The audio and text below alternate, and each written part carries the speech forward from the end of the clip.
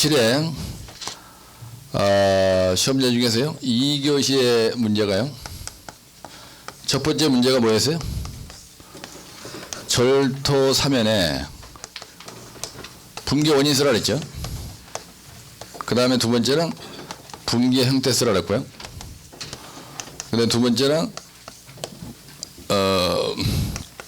붕괴 방지 대책공법 쓰시오. 이렇게 시험에 나왔어요. 그 다음에 문제 2번이 뭐가 났어요? 네? 매립 말뚝이 나나요? 네, 문제 2번이 하천 제방의 종류와 시공에 대해서 기술하시오. 이렇게 나왔고요. 그 다음에 문제 3번이 뭐예요? 네? 네? 예, 기존 터널 하부에 신설 터널을 시공한다 이거예요. 이럴 때 이때 신설 터널 보강 대책 쓰라는 거예요. 이 문제는. 그 다음에가 뭐냐면 매립 말뚝이죠.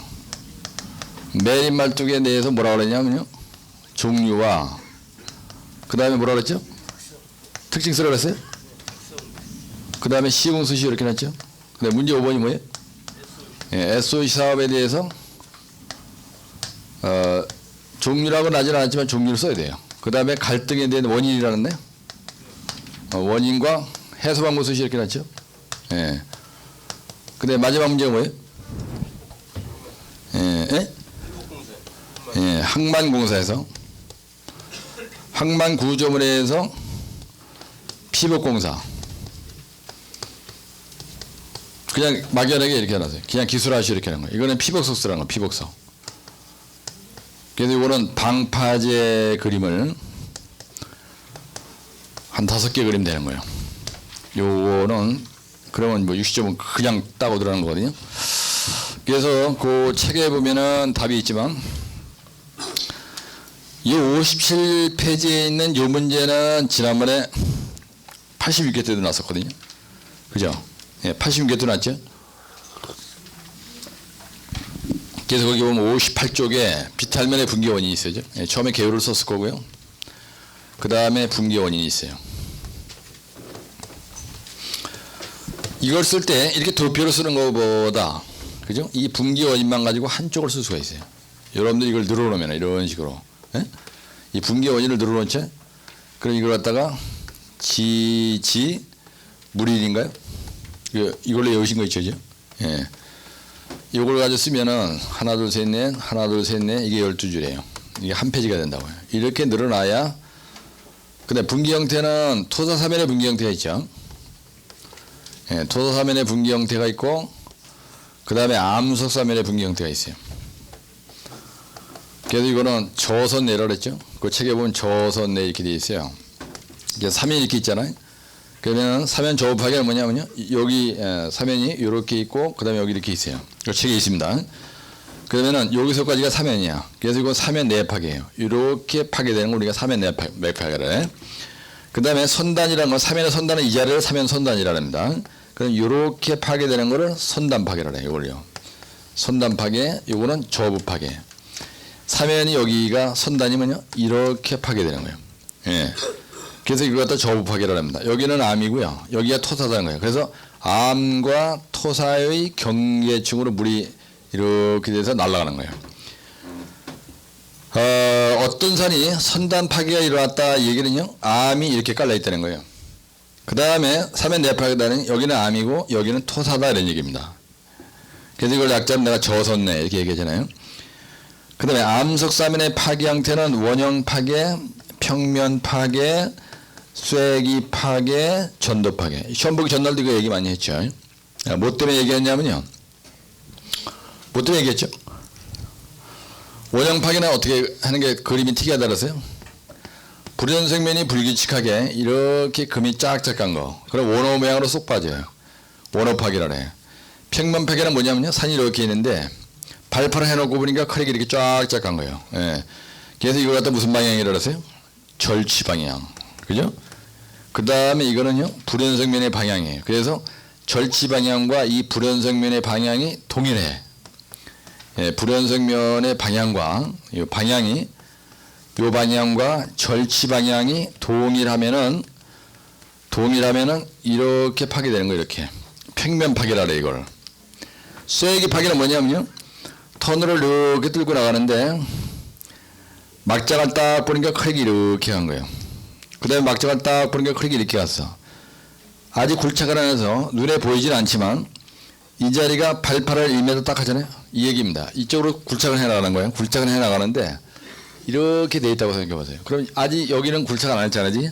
그래서 여기가 크랙이 이렇게 쫙 가 있어. 여기서 쫙 가 있지만 1m 굴착을 하면은 결국 이게 만날 거 아니죠. 그래서 이 자리가 쏙 빠지는 거예요. 이렇게 교체하는 거예요. 이게 불연성면이고요. 이게 1교시에 불연성면이 시험에 나왔잖아요. 1교시에. 그래서 토요일 날도 내가 이 얘기를 했거든요.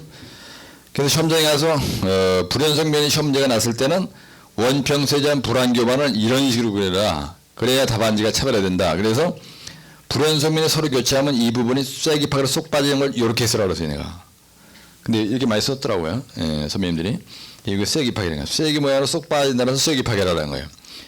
전도 파괴는 어떻게 하는 거냐면요, 이렇게 산이 있어. 일반적으로 불연성면이 이쪽으로 여기 발달되어 있는데 불연성면이 이렇게 되어 있는 데가 있단 말이야. 그래서 인제감은 원저나 원통에서 못 써야겠네. 100일 보충대에서 내가 따울백 지고 뛸 때 얘기도 했잖아요. 그죠? 네? 그래서 이건 절치 방향이야. 그래서 이걸 갖다 절치 방향이라고요.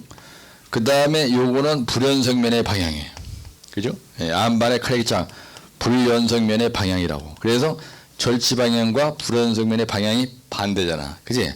그래서 이거는 앞으로 이렇게 떨어진다는 거예요. 이렇게. 이게 앞으로 전도라는 건 자빠진다는 얘기거든요.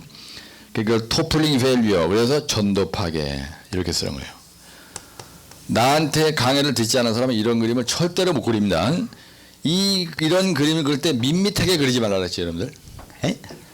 이걸 갖다가 거의 바짝 세운다. 그럼 감이 없는 거예요. 그래서 이걸 갖다가 과감하게 빡빡 눌러가지고 진짜 전도처럼 보이게 이렇게. 이래서 빡빡 문질러서 이렇게 전도. 이것도 빡빡 문질러서 확실하게 보게. 이런 것도 빡빡 문질러서 금방 눈에 띄게.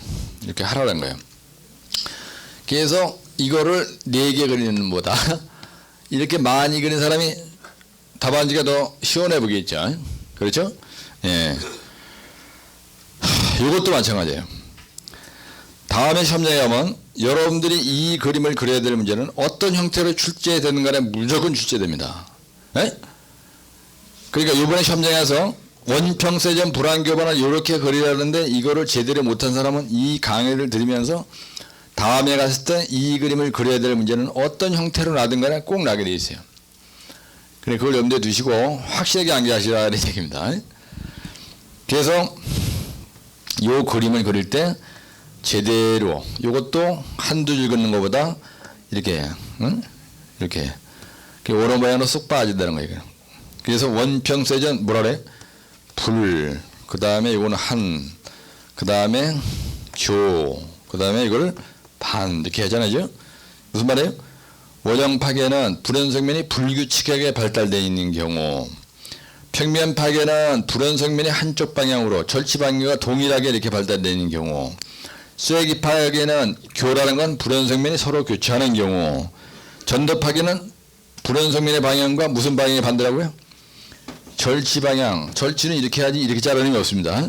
절치 방향과 불연성면의 방향이 반대인 거예요. 그래서 1교시 용어에서 불연성면에 대한 얘기가 나왔을 때 이 그림을 1교시에서 꼭 그려줬어야 됐고요. 2교시에도 써먹어야 됐고, 그렇죠?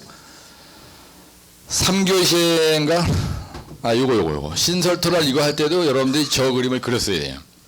그죠? 그래서 3번 써먹는 문제가 이번에 출제가 됐다는 얘기입니다. 그 다음에 붕괴 방지 대책 공법에 대해서 기술하시오 하는 건요. 붕괴 방지야, 여러분들 뭐 응급대책과 항우대책으로 간다. 그러면 3GB압이라고 되어 있잖아요. 이렇게 써도 되고, 그 다음에 옹철말소랑랑 이렇게. 또 이걸 이렇게 쓰라고 그랬더니 응급대책과 항우대책 쓰라고 나지 않았는데 전부 다 또 이렇게 똑같이 쓴다는 거죠. 뭐 이랬다고 해서 틀린 건 아닙니다. 그래서 어떤 분들은 특강교재 난방 하나 있는 거 아주 잘 쓰는 사람도 있고, 그래서 이 종류도 내가 여러분들한테 이렇게 꼭 쓰는 것보다는 뭐 여러 가지 방법이 있으니까 어떻게 해라 해서 알려준 것도 있는데, 뭐 딴 방법으로 쓰신 분도 있고 그래요. 그래서 붕괴방지대책공법은 이걸 보여주고 여기다가 그림을 이렇게 한 대여섯 개 쫙 옆에다 그리든지 했으면은 이건 분명히 점수가 잘 나와요. 그래서 보세요. 여기서도 원평세전이고요. 같이 한번 따라하실래요? 저선내 원평세전. 그 다음에 지지물인이요. 그죠? 예, 지질적인 요인, 지형적인 요인, 물리적인 요인, 인위적인 인간 활동에 의한 원인이 이렇게 되어 있다고요. 이 종류야. 보세요. 답은 이것도 종류죠. 사실은 이것도 종류죠. 그 다음에 원평세전도 종류예요. 그 다음에 이것도 종류입니다. 기술사의 답안은요. 답안은 종류의 한 문제에서 이렇게 물었지만 종류의 집합체라는 얘기입니다. 종류의 집합체예요. 여러분들이 저부 파괴가 뭐다 말로 쓸 시간이 없는 거예요. 그렇죠? 그 다음에 이것도 옹벽을 설치한다, 철책을 설치한다, 말뚝을 설치한다, 소일 레일링을 어떻게 한다 말로 설명하다가는 조지는 거라고. 이걸 그림으로 이렇게 그리다 보면 끝나는 거란 말이에요. 그렇죠? 그래서 종류를 나열하고 나오는 게 기술사의 답안이라는 거예요. 그런데 종류를 나열을 이렇게 못하면은 이게 하나 빠졌다 그러면 5점 빠지고, 이게 하나 빠지면 5점 빠지고, 그죠? 이게 하나 빠지면 5점 빠져. 그럼 15점 빠진 겁니다. 이거 하나 빠지면 10점 빠지고요. 이런 식으로. 그러니까 단일 항목으로 된 종류를 잘 외워놔야 된다는 거예요.